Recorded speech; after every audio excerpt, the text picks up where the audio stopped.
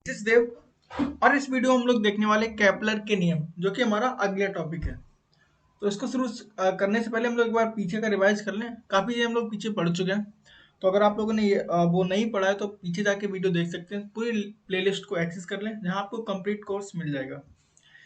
इस वीडियो में हम लोग बात करने वाले हैं केपलर के नियम। तो एक्चुअल में केपलर एक वैज्ञानिक का नाम था, जिन्होंने 3 नियम दिए। और ये नियम उपग्रहों एवं ग्रहों की गति से संबंधित है। तो केपलर के आने से पहले क्या धारणा थी, मतलब जब तक केपलर के नियम नहीं आए थे तब तक क्या मानना था तब तक हम लोग ये मानते थे कि सूर्य है ना, जो सूर्य इस तरह से सिचुएटेड है, स्थित है। और सभी ग्रह इसके चारों तरफ वृत्ताकार कक्षाओं में चक्कर लगाते हैं। ये केपलर से पहले तक का ये धारणा चलती थी। लेकिन केपलर आए तो उन्होंने बहुत से जो 3 नियम दिए, उससे बहुत सी धारणाएं चेंज हो गई। तो चलिए एक एक करके देखते हैं तीनों नियम को क्या है। यहाँ पर पहला नियम, तो केपलर का पहला नियम ये है कि सभी ग्रह सूर्य के चारों तरफ चक्कर तो लगाते हैं, लेकिन उनकी कक्षाएं वृत्ताकार ना होकर दीर्घ वृत्ताकार होती है। अच्छा, व्रत का मतलब होता है उम्मीद करते हैं आप लोग को पता है व्रत क्या होता है। इस तरह से ये एक त्रिज्या होती है और व्रत एक बिल्कुल से राउंड शेप होता है, इसको हम व्रत कहते हैं। दीर्घ व्रत क्या होता है, ये जो व्रत था ना हमारा, उसका केंद्र ये था। अब क्या किया, ये वाला पोर्शन इससे आधा वाला हिस्सा बिल्कुल सेम टू सेम जैसा था वैसा ही रहा।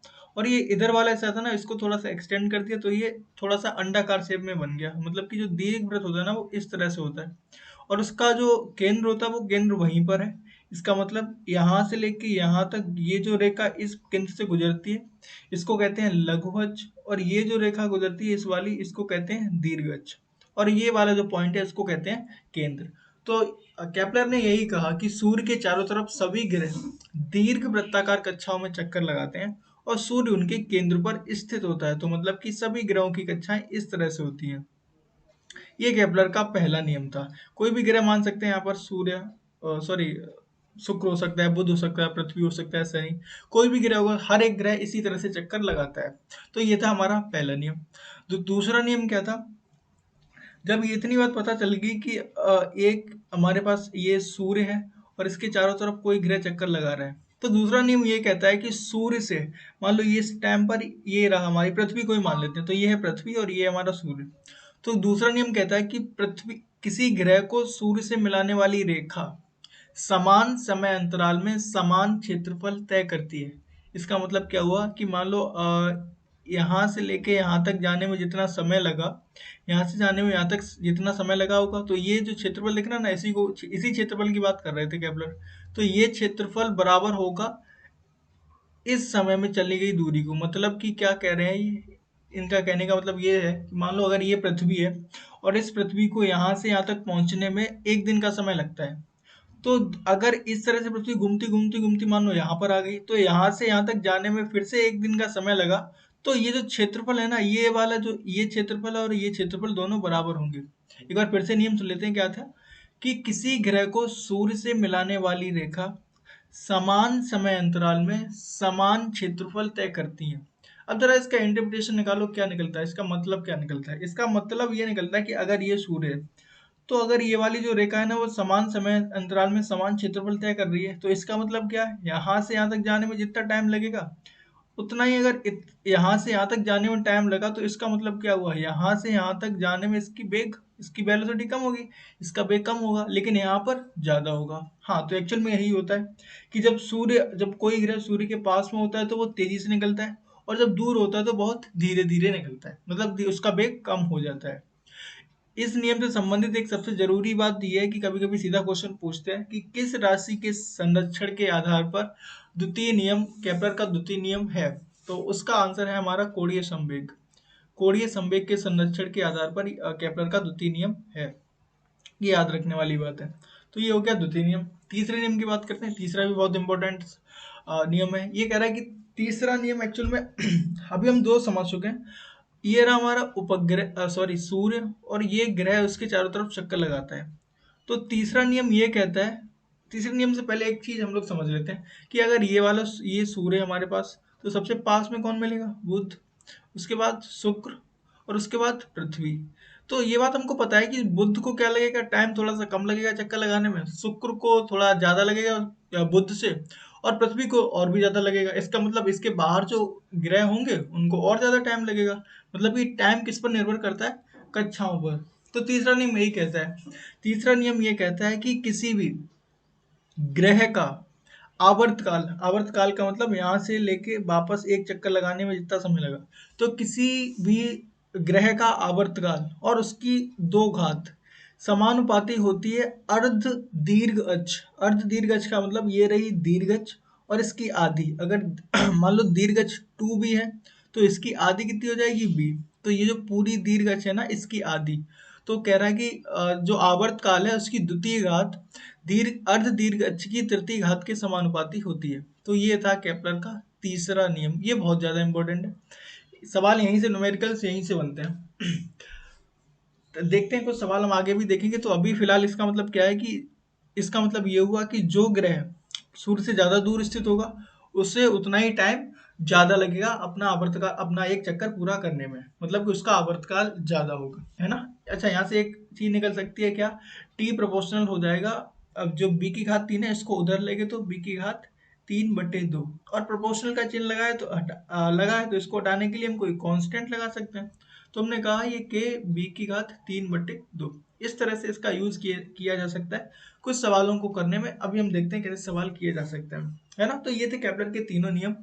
इतना ज्यादा कठिन नहीं है, एक सिंपल सा टॉपिक है, बहुत छोटे छोटे नियम भी है। बस क्या होता है इनका यूज करना, जो तीसरे नियम का यूज करना वो थोड़ा सा जरूरी होता है। और बाकी का कुछ कॉन्सेप्ट्स भी थे जो हम लोग देख चुके थे। तो अभी ये कह रहा है कि सूर्य से दो ग्रहों की औसत दूरियां क्रम से 10 की घात 11 और 10 की घात 10 मीटर है। इनके आवर्तकालों का अनुपात ज्ञात कीजिए। तो अभी जस्ट हमने पिछले नियम में ही देखा था कि टी स्क्वायर क्या होता है, प्रोपोर्शनल होता है बी क्यूब के, है ना। तो इसका मतलब क्या हुआ, हमें यहाँ पर ये बी क्यूब मान लेते हैं, ये हमको बी क्यूब दिए हैं। एक्चुअली बी क्यूब नहीं दिया, कहा औसत दूरियां। तो औसत दूरियों का मतलब क्या है, ये है सूर्य और ये ग्रह इस कक्षा पर चक्कर लगा रहा है। तो इसका मतलब क्या है, यहाँ पर भी कुछ दूरी होगी, यहाँ पर भी कुछ दूरी होगी, यहाँ पर भी कुछ दूरी होगी, ये सब दूरियां अलग अलग होंगी। तो हमने क्या किया, इन सबको जोड़ लिया और औसत निकाल लिया। तो उस तरह से हमको क्या दिया गया, औसत दूरियां दी हैं। तो हम इसका प्रयोग यहाँ कर सकते हैं। फिलहाल हमको क्या करना है कि आवर्तकालों का अनुपात बताइए। तो मान लिया पहले ग्रह का आवर्तकाल T1 है और दूसरे ग्रह का आवर्तकाल T2 है ना। और हमें क्या चाहिए, अनुपात ही तो चाहिए, तो T1/T2 कर दिया। और ये क्या होगा, ये किसके बराबर होगा, के यहाँ की औसत दूरी कितनी है, इसको b1 मान ले रहे हैं, तो b1 की घात 3/2। पिछले सवाल में देखा था, अभी हमने पीछे ही देखा था। और कांस्टेंट के, और यहाँ पर इसकी b2 की घात 3/2, है ना। कोई परेशानी वाली बात नहीं। अब क्या करेंगे, जस्ट इनको मान रखना है। तो देखो के से ये के कट गया, मतलब कि T1/T2 ये कितना आ गया हमारे पास, ये आ जाएगा इसको जब भी किसी की घात 1/2 होती है तो इसका मतलब अंडर रूट में लिख सकते हैं। तो इसको लिख दिया b1 क्यूब/b2 क्यूब, है ना। अब बस हम क्या करेंगे, T1/T2, और यहाँ पर b1 का मान रख देंगे। तो b1 का मान कितना है, अंडर रूट के अंदर 10 की घात 11 और इसका होल क्यूब बटे इसकी 10 की घात 10 और इसका होल क्यूब। हमें पता है क्या करते हैं, घात के ऊपर घात, तो घातों का क्या हो जाता है, गुणा। तो इसका मतलब अंडर रूट के अंदर ये क्या हो जाएगा, 10 की घात 33/10 की घात 30, है ना। और जब इस तरह से होता है तो हम क्या करते हैं, ये क्या है, बेस समान है तो इसको ऊपर ले जाएंगे तो घात कैसी हो जाएगी, निगेटिव। तो घात अगर निगेटिव होगी तो इसका मतलब क्या हो जाएगा, 10 की घात 33 प्लस की 30 माइनस की, मतलब कि हमारे पास क्या बचेगा, 10 की घात 3 बचेगी, है ना। तो मतलब कि T1/T2 बराबर अंडर रूट के अंदर 10 की घात 3। अच्छा, अब जरा ध्यान से देखो, T1/T2, तो 10 की घात 3 को क्या लिख सकते हैं, 10 × 10 × 10, है ना। तो इसका मतलब क्या होगा, T1/T2 बराबर, यहाँ देखो दो पेयर बन रहे हैं तो ये अंडर रूट है, तो इसका मतलब 10 को बाहर निकाल लिया, अंदर क्या बचा, अंडर रूट 10। तो ये क्या आ गया हमारा आंसर। इस तरह से सवालों को हमको करना होता है। हमने क्या, एक बार फिर से ध्यान देखेंगे हम लोगों ने किया क्या। ये फॉर्मूला अभी हमने देखो पीछे निकाला था, क्योंकि ये केपलर का तीसरा नियम यही है कि T Q proportional B Q, sorry T square proportional B square. तो यहाँ से हमने निकाला टी बराबर क्या होगा कि कोई भी कांस्टेंट है, हमको नहीं पता इसका मान क्या होता है, हमको नहीं पता है, ठीक है, तो हमें पता करने की जरूरत भी नहीं है। नॉर्मली सवाल इसी तरह से दिए होते हैं कि हमको अनुपात पूछा जाता है, तो अनुपात करेंगे तो मतलब कि यहाँ भी क्या आएगा, दूसरे वाले के लिए भी क्या आएगा, तो के से के कट जाएगा क्योंकि के का मान तो समान ही है, तो वही हमने किया, के का मान समान है तो के बटे के मतलब कि के कट गया, है ना। बी1 यहाँ क्यों किया, क्योंकि ये पहली ग्रह की दूरी थी, बी2 मतलब दूसरे ग्रह की दूरी, और फिर वहां से हमने इसको सॉल्व कर लिया, तो ये हमारे पास अनुपात आ गया। अच्छा, अगला सवाल एक ऑब्जेक्टिव है, ये कह रहा है केपलर का द्वितीय नियम, तो ये हम पहले ही देख चुके हैं एक्चुअल में। किसके, कोणीय संवेग, कोणीय संवेग के संरक्षण के आधार पर केपलर का द्वितीय नियम है ना। ठीक है, तो इसका आंसर क्या होगा, ऐसे कोणीय संवेग, ऐसे क्वेश्चन आते हैं, 4 ऑप्शन दिए होते हैं तो आपको उसमें से टिक करना होता है, तो ये ऑब्जेक्टिव टाइप का क्वेश्चन था जो हम लोगों ने यहाँ पर देखा। अगला कह रहा है यदि पृथ्वी व सूर्य के बीच की दूरी को आधा कर दिया जाए, ये एक इंपॉर्टेंट सवाल है, इस तरह का क्वेश्चन बिल्कुल मिल सकता है, 100% चांस है। तो कह रहा है यदि पृथ्वी और सूर्य के बीच की दूरी को आधा कर दिया जाए तो एक वर्ष में कितने दिन होंगे। अब वैसे तो अगर सोचने की बात कहें कि क्या दूरी को आधा कर दिया जाए तो दिन भी आधे हो जाएंगे, है ना, लेकिन एक्चुअल में ऐसा नहीं है, वो आंसर बिल्कुल गलत है। तो यहाँ पर क्या है, केपलर के तीसरे नियम का यूज करेंगे जो कहता था क्या कि T square proportional to B cube, है ना। अब अगर दूरी को आधा कर देंगे, एक बार ध्यान से देखो क्या कह रहे हैं, ये रहा इस तरह से दीर्घवृत्त है, ये सूर्य, तो अगर दूरी को आधा कर देंगे तो पूरा पूरा दीर्घवृत्त ही आधा हो जाएगा, है ना। मतलब कि पहले अगर ये वाली जो दीर्घ अक्ष थी, वो अगर अर्ध दीर्घ अक्ष अगर बी थी तो अभी कितनी रह जाएगी, बी बटे 2 रह जाएगी ना, क्योंकि पूरा हमने आधा कर दिया। तो इसका मतलब क्या हुआ, माना पहले कंडीशन में कितना था, T1, एक साल में दिन जितने थे वो T1 थे, है ना, एक साल पहले T1 था, और उसके प्रोपोर्शनल जो त्रिज्या थी ना, मतलब कि टी स्क्वायर बराबर थी B1 क्यूब के, है ना। अब दोबारा में क्या हुआ, जब हमने छोटा कर दिया तो T2 रह गया, वो T2 क्या हमको पता नहीं लेकिन निकालना है, तो T2 स्क्वायर प्रोपोर्शनल होगा किसके, B2 स्क्वायर के, B2 क्यूब के, होगा या नहीं होगा। एक शर्त, एक चीज हमको यहाँ दी क्या, कि बाद वाली है ना, मतलब बाद वाली जो दूरी है उसको आधा कर दिया, मतलब कि पहले वाली क्या थी B1 और बाद वाली क्या है B2, है ना। अब देखो आधा किसको कर दिया, ये कह रहा है कि B2 आधी कर दी, मतलब कि जब दो B2 को जोड़ेंगे तब एक B1 बनेगी, है ना। तो इसका मतलब क्या बन गया, B1 बराबर 2B2, इसका हम यूज करने वाले हैं यहाँ पर।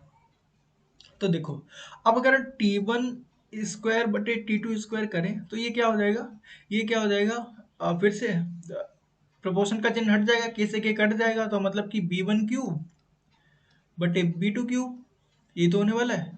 इसका मतलब क्या हुआ, ये स्क्वायर है, इसका मतलब क्या हुआ, T1 स्क्वायर बटे T2 स्क्वायर, ये किसके होगा, B1 क्यूब और B2 क्यूब। तो देखो B1 की जगह हम क्या लिख सकते हैं, 2B2 लिख सकते हैं, यानी B1 की जगह क्या लिखना है हमको, 2B2, तो जहाँ B1 है वहां लिख देंगे 2B2 और इसका होल क्यूब बटे B2 का होल क्यूब, है ना। इतनी बात समझ में आ गई, तो ये क्या बचा हमारे पास, T1 स्क्वायर बटे T2 स्क्वायर बराबर, अब देखो दो का वर्ग, दो का घन करेंगे तो कितना हो जाएगा 8, और ये क्या हो जाएगा B2 का होल क्यूब बटे B2 का क्यूब। तो ये देखो बी क्यूब से B cube, B2 cube cut गया, हमारे पास क्या बचा T1 स्क्वायर बटे T2 स्क्वायर बराबर 8, है ना। मतलब कि T2 कितना आया, T2 कितना आया, अच्छा T2 स्क्वायर कितना हो गया, T2 स्क्वायर बराबर हो जाएगा T1 स्क्वायर बटे 8, हो गया या नहीं। इसका मतलब क्या हो गया, इसका मतलब T2 दोनों तरफ का हमने वर्गमूल ले लिया, तो T2 बराबर क्या हो जाएगा, T1 बटे अंडर रूट 8 हो जाएगा। इसका मतलब क्या हो जाएगा, T2 बराबर T1 बटे अंडर रूट 8 का मतलब है, अंडर रूट 8 का मतलब होता है 2√2, है ना। अब T2 क्या है एक्चुअल में, दिनों की संख्या दूसरे साल में, और T1 क्या है पहले साल में, तो हमें पता है T2 बराबर क्या है, T1 क्या था पहले साल में दिनों की संख्या, तो अभी कितने होते हैं हमको पता है, T1 कितने होते हैं 365, 365 मान लेते, 66 भी होते हैं लेकिन 65 मान ले रहे हैं, बटे 2√2, इसको जरा सॉल्व करेंगे तो T2 बराबर क्या आएगा, 365 बटे 2, अंडर रूट 2 का मान 1.41, है ना। अब मैं कहाँ करूँ इसको, यहाँ सॉल्व कर देता हूँ, जगह नहीं बची। तो इसका मतलब क्या हुआ, T2 बराबर 365 65 बटे इसका जरा गुणा करेंगे तो फिर क्या हो जाएगा 28.2। अब जरा इसको भाग करेंगे, तो ये कितना होगा 282। इसका मतलब क्या हुआ, एक एक और ये 28.9। तो ये लगभग कितना आ रहा है, 129 दिन आ रहा है, लगभग 129 दिन हो गए। तो सोचो, देखो क्या हो रहा है कि दूरी हमने कितनी करी, आधी, और दिन कितने हो गए, लगभग एक तिहाई, लगभग एक तिहाई, है ना। तो वैसे काम नहीं करता कि दूरी आधी कर दी तो दिनों की संख्या भी आधी कर दी। तो इस तरह के सवाल हमको करने होते हैं। ये नॉर्मली इससे ज्यादा इस चैप्टर से, इस टॉपिक से कुछ नहीं आ सकता, यही आपके सवाल आ सकते हैं। तो इनको अगर एक बार रेडी करेंगे तो इससे मिलते जुलते और भी अगर क्वेश्चन कर लेंगे, उनकी प्रैक्टिस कर लेंगे, तो एकदम से ये टॉपिक एकदम से पक्का हो जाएगा। ठीक है, चलिए मिलते हैं अगले वीडियो में। तब तक के लिए बेस्ट ऑफ लक। और हाँ, अगर आप लोग नए हैं तो चैनल को सब्सक्राइब जरूर कर लें, ताकि क्या होगा, आपको सारे वीडियोस यहाँ से मिलते रहेंगे। थैंक यू, तब तक के लिए बेस्ट ऑफ लक।